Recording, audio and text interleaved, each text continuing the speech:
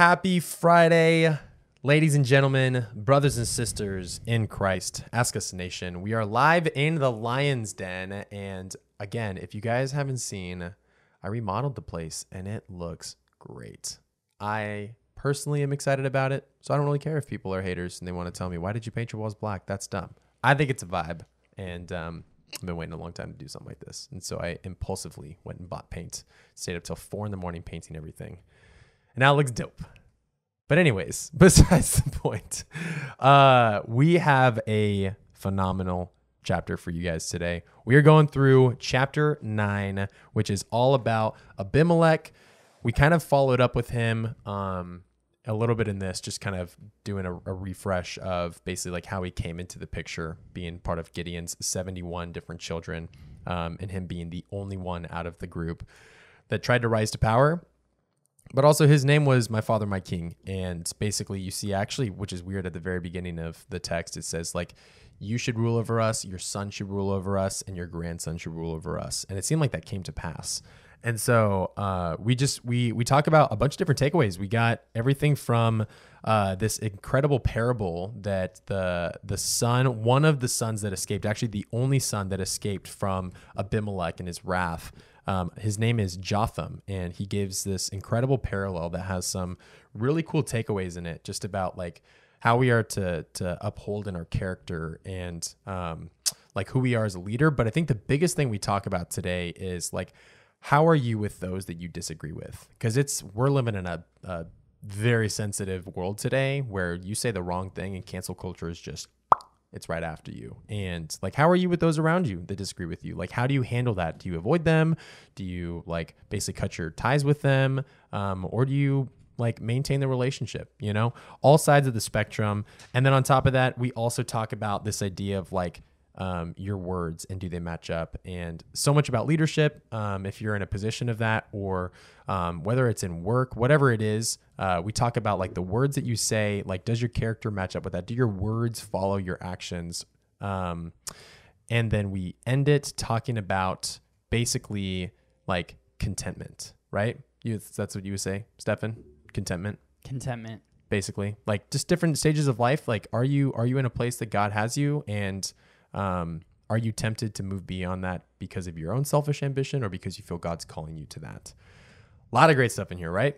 It's a really good chapter, and it's so cool to finally start diving into some parables too and explaining what it means. And you're going to learn a lot from this episode. So good. So with that being said, are you ready to jump into this? I'm so ready to jump Let's do this.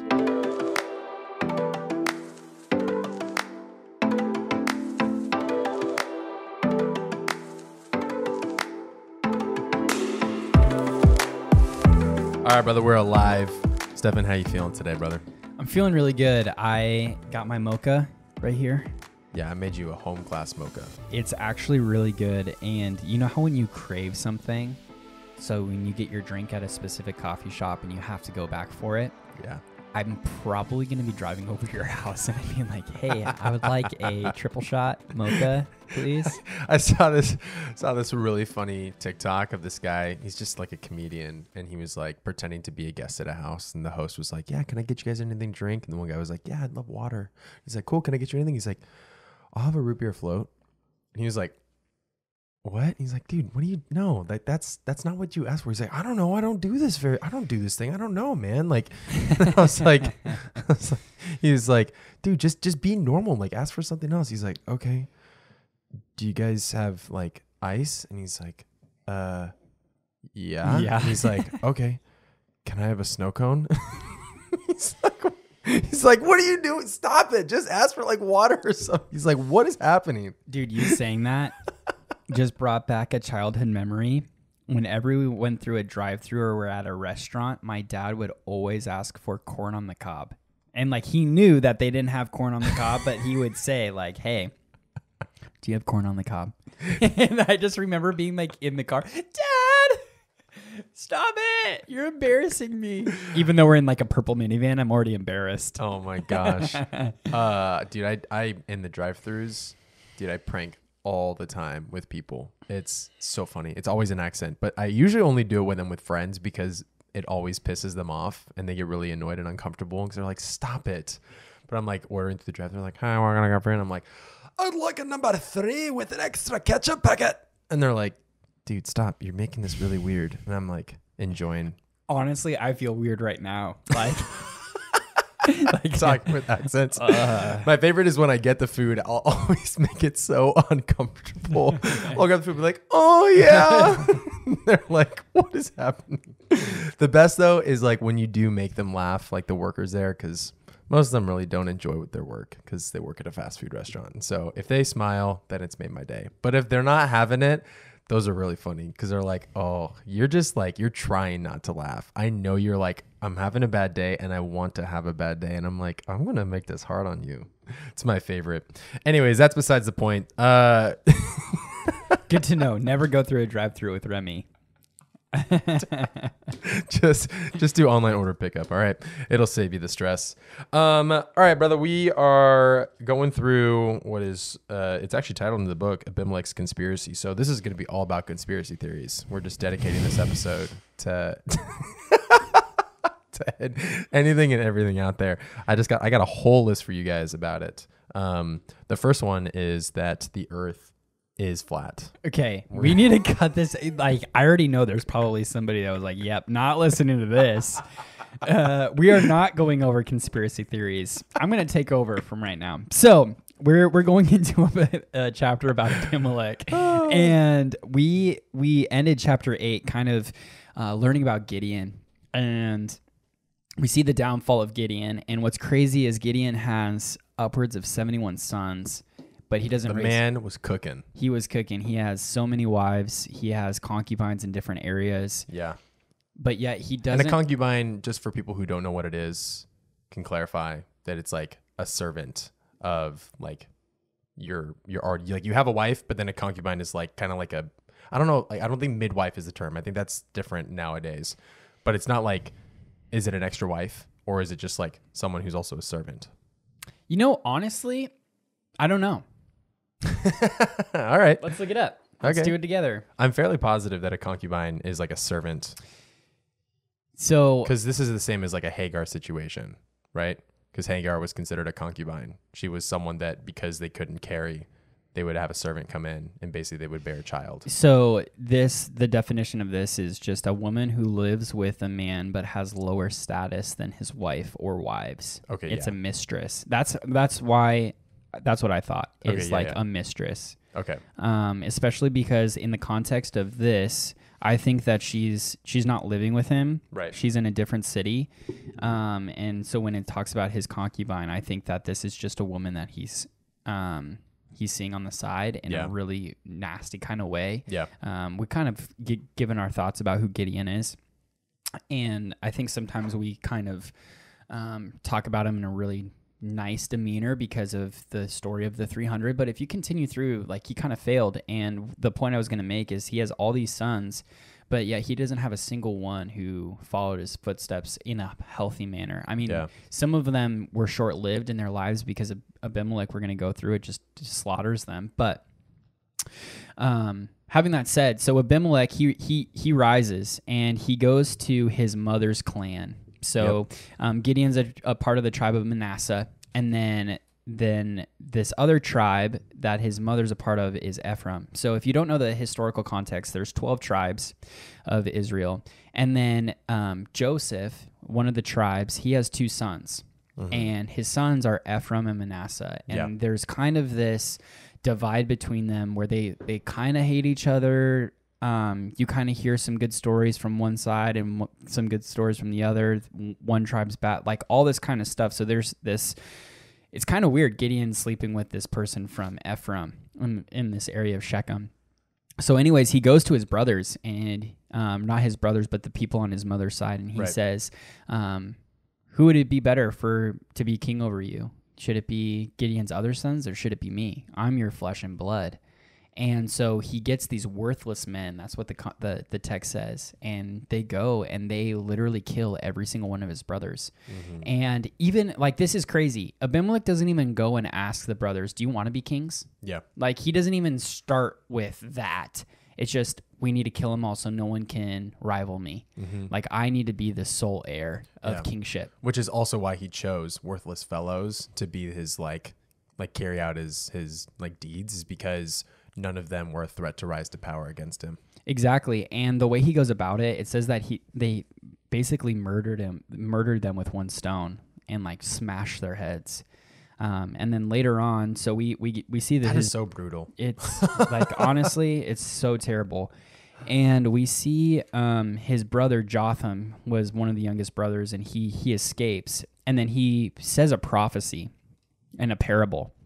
And he kind of talks about, and we're going to read it later because it's honestly one of the most profound things I've ever read. When I was looking up commentary and reading about it, it is so deep, and it like changed my life on a lot of I was like, holy cow, this is really rich. So we'll read that in full together, but we see this prophecy. And then later on, Abimelech, he rises to power, and then the men of Shechem, they're kind of like, wait, why are we following Abimelech? He's not one of us. Like, he's half. Yet he, like, one of his officers is more like us than he is. And then this little rebellion starts to rise. And the officer tells Abimelech about it and says, hey, there's these people that are going to come against you.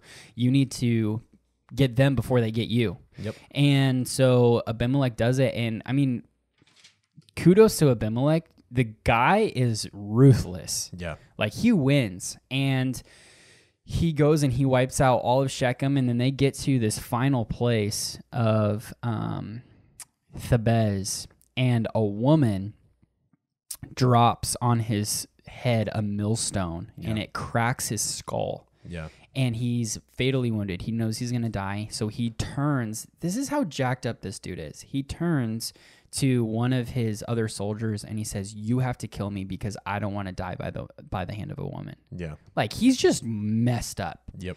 And he is all over the place. So anyways. Which I think is so ironic because the story lived on to tell that he died by a woman.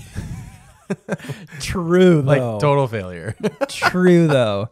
He thinks that he's getting them, but he just has this awful mindset about everything. And man, this is a really, really good story. So I'm just going to go straight into reading the parable and the prophecy. Yeah. So Jotham, he's yelling from a mountain. I just think about like this little boy with like a crack in his voice. Listen up, all you. Look at what you have done. So anyways, I'll never get that voice out of my head now. So he's just yelling from the side of this mountain at these people. Look what you've done. So he says, one day the trees went out to anoint a king for themselves. They said to the olive tree, be our king. But the olive tree answered, should I give up my oil by which both gods and humans are honored, to hold sway over the trees? Next, the tree said to the fig tree, come and be our king. But the fig tree replied, should I give up my fruit, so good and sweet, to hold sway over the trees? Then the tree said to the vine, come and be our king. But the vine answered, should I give up my wine, which hears both God and humans, to hold sway over the trees? Finally, all the trees said to the thorn bush or the bramble, come and be our king. And the thorn bush said to the trees, if you really want to anoint me king over you, come and take refuge in my shade. But if not, then let fire come out of the thorn bush and consume the cedars of Lebanon. So there's kind of a lot to unpack, but let's hit that last verse that we just talked about. So it talks about how the thorn bush basically says, if you don't make me king, like, I'll kill you. And he's talking about Abimelech because Abimelech's kind of made it known. Yeah. If you're not on my side, you're dead to me. And he takes that very literal. Yeah. And so, like, what do we learn from that, from, like, the thorn bush? Well, we learned that, like, obviously Abimelech has a problem with people who disagree with him. And a really good test of like a person's character is how they treat those who disagree with them. So like if you think in the political spectrum of nowadays, like obviously we don't have leaders that are up there on stage being like, and if you don't believe in my policies, like you're dead to me, like get lost. But you get on like social media and you see people in like a common thread. There are people all the time that are just like, if you don't disagree with me, get lost. Like I had this one person, I recently put up a post that was, you know, obviously controversial, talking about stuff about Roe v. Wade and obviously taking like a biblical stance. And this person was like, let's like, if you want to have a civil discussion, like DM me. And I was like, cool. Yeah, I will. And so I DM'd and I had like a civil conversation. And like literally at the very end, we just like basically came to the premise like, all right, well, we disagree with the foundational point of like when a child is considered a human. And I was like, I don't think we're going to get very far in this discussion, but like, I wish you the best. And like I hope that, you know, you might learn some stuff or whatever. Anyways, point is she gets to the very end of the conversation and she says, I'm going to block you now. And I was just like, why? Like that, what? And she's like, well, clearly like you disagree with me and like, I don't want to have to like see your stuff anymore. And I don't want you like talking to me anymore. And I was just like, we just had a perfectly civil conversation, like not even like passive aggressive tones, sarcasm, any of that kind of stuff, just like discussing questions with each other and like finding different points where we agree with each other. It was probably one of the most civil conversations I've ever had on social media. And still by the end of it, she was just like, I'm going to block you now because you disagree with me. And I was just like, what? Yeah. She was trying to give me an analogy of saying like, well, if like someone disagreed with you and basically like wanted to force like you to not have rights, like why would you want to like see those people on your threads and like those people talking and stuff? And I was like you need those people like in the public space that you can like battle ideas out and fight for those things. I was like, that's the exact reason why I wouldn't block you, is so that we can have these conversations in the future and talk about this stuff. Cause that's the beauty of freedom of speech and like sharing ideas and like allowing a platform where we can talk things out and disagree, but like also agree to disagree. And it's just like, it's a huge test, especially it's so relevant today. Like, how are you with those that disagree with you? Are you someone that if someone disagrees with you, you block them and you tell them that you never want to talk to them again? I had family members in this past week and a half find a post that I talked about homosexuality and how like obviously like the Bible does not like approve of that. We believe it's wrong, but also like in a really graceful way of saying like, but if you struggle with these things, like we're here for you. But like don't like allow those thoughts to conquer your mind or the enemy to convince you that like you are those things, because our identity is found in Christ. And the second we become one with Christ, we die to our old self. So whatever those temptations are, whatever those things are, those aren't us anymore. And so it was like it did really well. Like it had a lot of reach and like a lot of people were like, this was really well said. Like being someone who disagrees, I appreciate that you didn't go at it in an aggressive tone. And I talked about like calling out like how horrible we've been in the past about talking about this stuff of like, you know, like God is coming after those who are gay and like he hates gays, all that kind of stuff. Anyways, point is, family reached out to me like last week and was like, I found this on your post on your page. Never contact me again.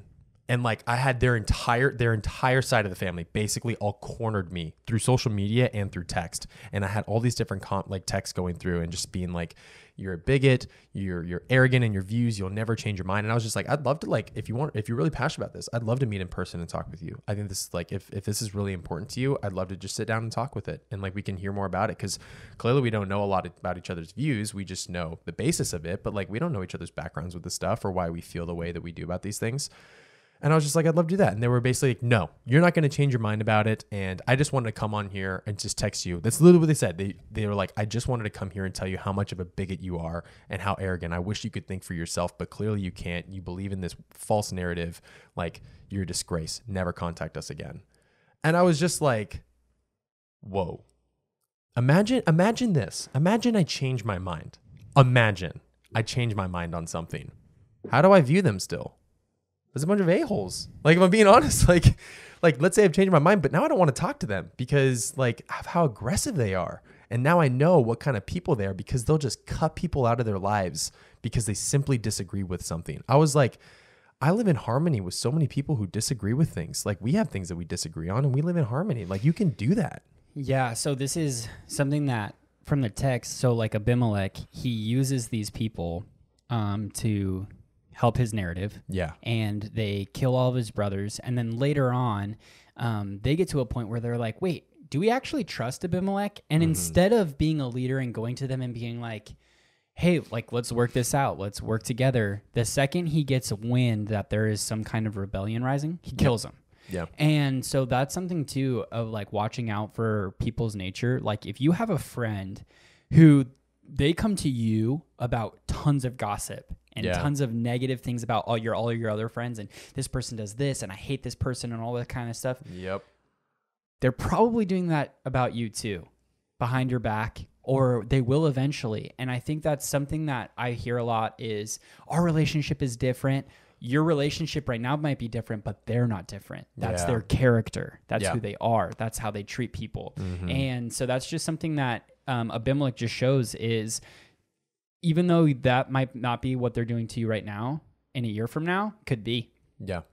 Could be. So something that I kind of wanted to bring up about the thorn bush is, especially in our society right now, there's a lot of people that get into positions of leadership. They kind of finagle their way in. They get the right politics where they know the exact person to talk to. They start meeting up with that person.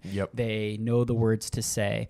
And so you have this weed, this thorn bush that ends up becoming the shade for the trees, even though it has no shade, has no fruit, has nothing to offer. So the fig tree has something to offer. The olive tree has something to offer. The vines have grapes to offer. And the thorn bush has good points. Pun intended. It has good points. That's funny. But it has no fruit. And it's crazy to me that we base people on what they say and the points that they have, the views that they have, and not the fruit that they have. So I will agree with this person because they agree with me. They could be the most evil, mean person ever, but if we see eye to eye, like, I like that guy. And we don't judge people by their character and their fruit anymore. We judge people by what they say. And it's sadly, we can even see that in the church sometimes, where you have these these people that get on stage and they're so hip with the stuff that they wear, the way that they have the sway with their words and the way that they speak and preach. It's like, man, dude, this guy is so relatable. He's legit. But what's his fruit? Or you raise these people up and then you look at where they were in position before they got raised to the next step. And it's like, but what were they doing beforehand in the ministry? Like, it's kind of really bad over there right now. What was going on? It was mayhem. So I think that what we need to do is we need to do a really good job of looking at people's fruit first, not at what they say, their fruit. Because I do think that God can work through people. If they're atheist, whatever it is, like God can use anything. We kind of looked at this 2 weeks ago in Gideon, where God tells Gideon to go to the camp, and he overhears a conversation of the enemy's dream, and it causes him to be encouraged. God can use anything. God can use anybody. He can use Abimelech to free Israel from stuff or whatever. Samson sucks. He uses Samson. He can use anybody, but that's not the point. God can go further, though. When he has people that are faithful and are doing things right. And you look at Jesus, even he couldn't do much in his own hometown because of the disbelief. He was able to do a couple small miracles and some small teachings, but because of the disbelief, he was amazed, like, man, what? Like, you guys don't believe? And I'm like, right in front of you. And so sometimes we like lose sight of that. If we really want to make an impact for the kingdom of God, we really have to be following God in his corner. That's interesting that you bring that up. Just this idea of like do your words match up with your actions? Because we are known as a people that say a lot of things, but our actions don't really follow that. And we see glimpses of that all through these chapters. And I think we'll really talk about it in chapter 12 with Ephraim. But specifically here, we got this guy. I don't know how to say his name exactly. I want to say Gaal, but it could be Gal. I'm not sure how exactly it's pronounced, but either way, the dude was like talking up a storm against Abimelech. He was trying to raise up this controversy, and he was just like, who's this guy saying he's going to come and like lead these people? Like, who is this guy, right? And so he starts ruffling some feathers, and basically like the guy who's like that, I don't know if we would call it a headmaster, but whoever's in charge of the town that's like a part of Abimelech's like army / rule, his reign, whatever, brings word to Abimelech about The it. governor. The governor, we'll call him the governor. Governor for a city. It actually says that. It says Zabul, the governor. Really? Maybe it says that in your text. I don't know Yes, if it sir. says that in mine. Verse 30. In verse 30. Oh, let me go back a chapter. Let me see. Or verse. When Zabul, the ruler of the city. There you go. There we go. So he's a ruler, not a governor. Get off me, dude. Either way, he stirs up some strife, and then word gets back to Abimelech, and so Abimelech's like, "All right, I'm gonna go, fight this guy because he's a man of his word, right? He said he was gonna go kill him if anyone tried to have a disagreement with him." And so he comes, and basically, not only is Gaal destroyed, but the entire town of Shechem is, all the way down to the tower where you have, a few people left, but like. Where are your words to match your heart? Because if Gaal is someone's going to come out and be like, we disagree with this guy, and I'm sure word had spread that like Abimelech made this promise that anyone who steps up against him is going to face consequences. So it seems like Gaal knew what he was doing, but like his heart wasn't in the right place. He was doing it because he probably was getting praise and popularity, and he was saying the right thing, and like people were like, yeah, that sounds really good. Those things sound good, but when like your words meet confrontation, like, are you going to be the same person? And he was not ready for that confrontation because clearly it ended in his death, and the death of not just him but those around him. And that just makes me think too, like, our words go beyond our own impact. Sometimes we like to think that like the things that we do or the things that we say really only impact us, and we look at the fruit that it bears in our own lives or the consequences that we reap from that. But clearly in this situation, his words had impact that went beyond the borders of his own life.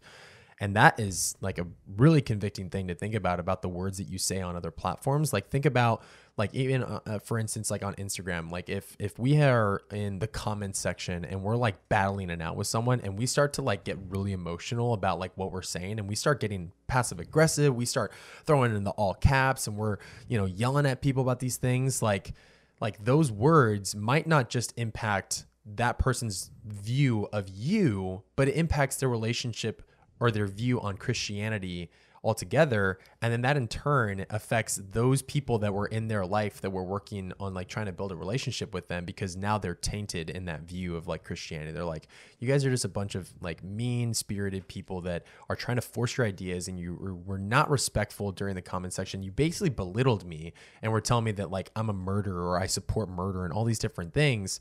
And like, I got, these friends in my life that are also Christians that have really been trying to like invite me to church, but now it's tainted because of that impact. And so it didn't just impact that relationship between the two people, but it now impacts those around them. I do want to say to that point though, like, so what he was saying was actually kind of good though. And they should have rebelled against Abimelech. He was a terrible leader. He wasn't supposed to be there.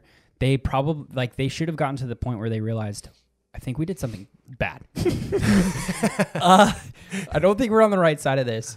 And just the timing. Yeah. He was a drunkard. They're doing it out of the confines of being drunk and all that kind of stuff. But kind of reminds me too, I have to think about this myself. I might have a good point that's right. Yeah. But is it the right timing? Mm-hmm. And you need to be wise. I can just see somebody in the comments section being like, okay, but then when do we speak up and talk about our faith? Like, you need that wisdom and discernment, but when somebody wants to have a conversation and when someone wants to fight. Yeah. And if someone wants to fight like Abimelech, it's probably not the right timing, because then there's going to be massacre and there's going to be destruction. Yeah. There's going to be loss of faith, all that kind of stuff. But if someone wants to have a discussion, like if they waited a little bit longer and it wasn't when they were being partiers and drunkards and all that stuff, but they got to the point where they were sober-minded and like, hey, you know what, this actually probably isn't good. Yeah. And we probably should do something against this and rise up. And they were people from the tribe of Ephraim. They could have turned to God and had God fight for them. Yeah. And they didn't. And so it could be something that's right, but is it the right timing? I think that's really important to know too. 100%. I agree with that sentiment. So good. So, I mean, leading up to that, the only other thing that I had written down from things that I got in here was we got this one woman who's sitting up in the Tower of Shechem, basically like it's the last stand. It's the, what do they call it in is this the final countdown? I wanted to say the Alamo, but I forgot how the Alamo turned out, and that's not this case. So I was like, oh no, I need to be careful what I say right now. But basically, like, this is the last chance that the people of Shechem have to survive this this extreme brutal beating and massacre from Abimelech. And anyways, this woman drops this rock right onto his head, cracks the dude's skull. And I just find that so fascinating that she wasn't a soldier. She wasn't someone that was fully equipped, that didn't have, armor on. She wasn't trained, probably. She didn't have like anything really going for her except the fact that she probably saw what was around her in the tower, saw there was a small little rock, and decided to throw it down. And by the way, like I believe that the commentary that I read described it as almost like a brick, or maybe a little bit bigger than a brick, but it wasn't that big. It was about like 5 pounds total. So it wasn't even like this crazy boulder that they like all pushed together and they were like, heave, and like rolled it out the front window or whatever and like crushed his whole body. It was just a small little rock. But it's encouraging to see that she took something that was so small and so little and was able to, I mean, like, I don't want to like justify the fact that like she basically like killed someone and like, wow, it was such a great feat, in the sense of like we don't want to turn that today for the wrong takeaway. But the principle of not overlooking the small things in our life. And this goes back to this theme that we just constantly seem to keep hitting, which I honestly just think is the theme of Judges, is just like God can use us in the small things. And we always overlook thinking that we need something more. Like the lady, if she would have had the mindset like the rest of them probably of like, well, if I had a sword, if I had armor, all these things, like I'd go down and fight him right now. But like probably none of them did. They were all hiding in fear. But like she saw what she had around her and she used the most of her situation. And in this specific situation, it brought the best outcome that could have been possible, which was stopping Abimelech. Yeah. And you just saying that of that need for something more. If you go back to the parable and the prophecy, the olive tree, the fig tree, and the vine, they all deny being a king. Mm-hmm. They recognize where they are is fruitful, that they produce something that's good, and they don't need the promotion to be the shade for the trees. Yeah. They knew where they were, and they knew their calling, and they stayed in that lane.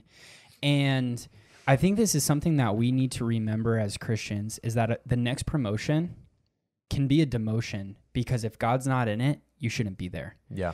And if God has you in a place where you're producing good fruit, why are you trying to seek that next thing? Like, God will bring you to where you need to be. And if your motive is to get to the next stage, you're going to miss out the calling that he has for you today.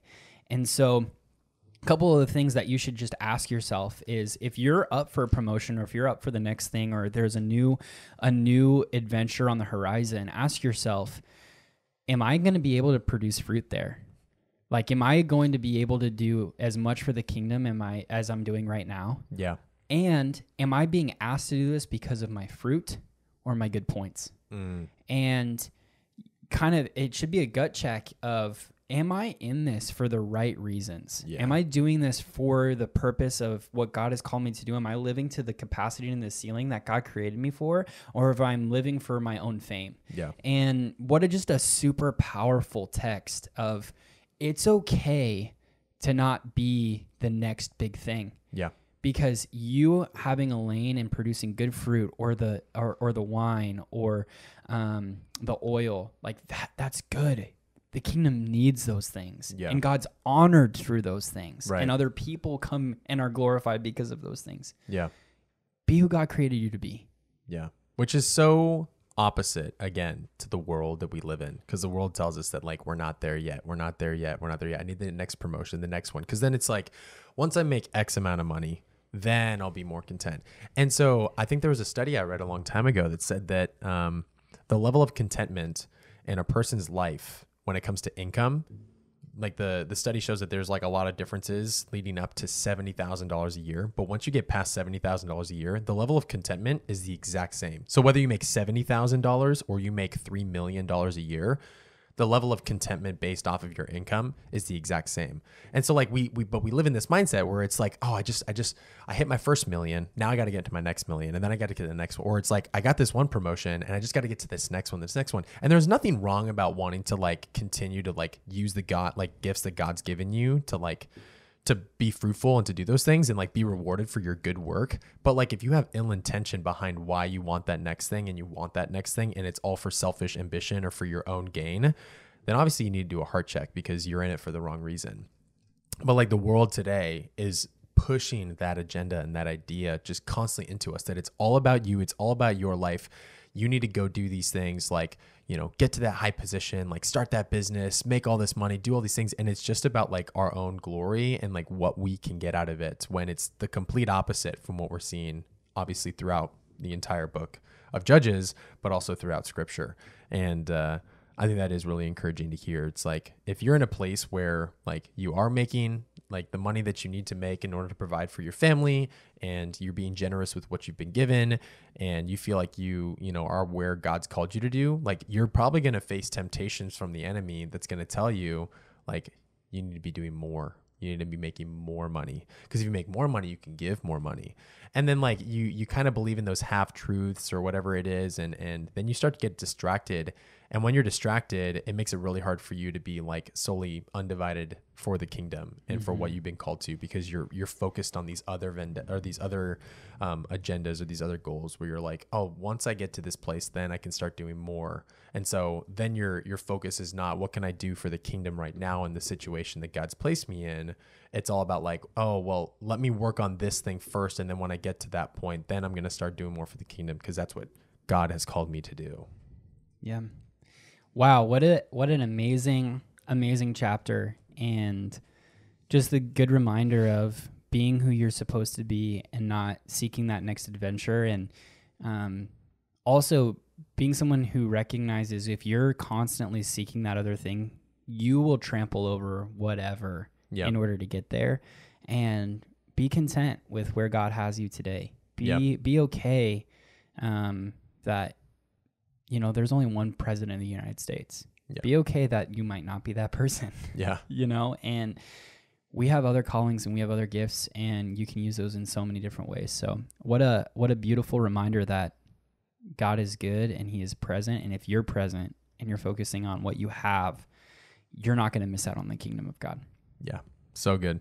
Love it. All right, guys. Well, thank you so much for joining in with us on this chapter 9, going through so many great takeaways. We hope that it was encouraging to you. We hope you guys learned something. And if you did, do us a huge solid, the biggest solid in the world, and just leave us a quick review on whatever platform that you listen on to. It means the world to us that you guys would show your response on, like, honestly, like whether or not you liked it. If you guys don't like this content, like tell us, and we'll like try to do the best that we can to give you the content that is biblical and is actually helpful for you. And so if it is, it'd be really appreciative if you guys would let us know, because that gives us confirmation that we're on the right path, we're on the right track, and we're going in the right direction with this stuff. And so we would just love that support in that way. And that also helps get the content to other people as well. It's super easy. It takes like almost no time at all to just leave a quick review. But it makes the biggest difference in the world for us. And we appreciate everything that you guys do for us. So other than that, if you guys aren't following us on social media, hit us up. We got 2 channels. We got Ask Us Why with 2 Ys on Instagram, and then technically Ask Us Why for TikTok. But we also have Ask Us Where, and that's another way you can support us as well, is just buying something from the apparel side of things. You can hit up our shop. You can check out our latest drops. But other than that, just sharing what we're talking about is what we really care about most. I've probably talked about this a million times throughout just the past couple of years, but like I really couldn't care less how much money Ask Us Why makes. What we really care about is like what difference we can make for the kingdom and to help you grow in your faith. And so if we're doing that, then that's a great way to support us so we can keep doing it. But more than anything, like I would be way more happy if someone went out of their way to share like a reel that we did about this on their like social media than if they went and bought a shirt. Cause like that's the kind of stuff that honestly gets us on fire, is that we're seeing people like actually stoked about what we're doing and sharing stuff versus like giving us some money. Like I don't need that, you know? So anyways, all that being said, we thank you guys so much just for being a part of this and join us on this journey. We hope you continue with it. Reach out to us if you guys have takeaways, or you guys have any questions about what we've been going through, or any concerns or comments, anything. Honestly, we're open to all feedback. And other than that, we hope you have a great rest of your day. We love you guys, and we'll catch you guys in the next episode.